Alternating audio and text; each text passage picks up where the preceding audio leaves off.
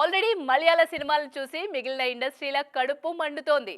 పైకి చెప్పట్లేదు కానీ అలా ఎలా తీస్తున్నారా సామి అనుకుంటున్నారు. 2024లో అయితే వాళ్ళ ఇండస్ట్రీకి తీపి గుర్తుగా నిలిచిపోతుంది.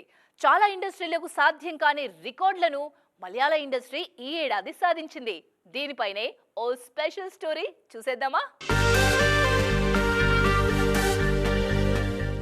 మలయాళ ఇండస్ట్రీ టాప్ ఫామ్ లో ఉంది ఇప్పుడు. లెజెండ్ లో బాలయ్య చెప్పినట్టు ఒకడు వాళ్లకెదురెళ్ళినా వాళ్లకు ఒకడెదురొచ్చినా కేరళ సినిమాల దెబ్బకు మటాష్ అయ్యేలా ఉన్నారు. అంతగా కాసుల వర్షం కురిపిస్తున్నాయి అక్కడి సినిమాలు. ఆ తరువాత కూడా అదే దూకుడు చూపించింది మల్లువుడ్.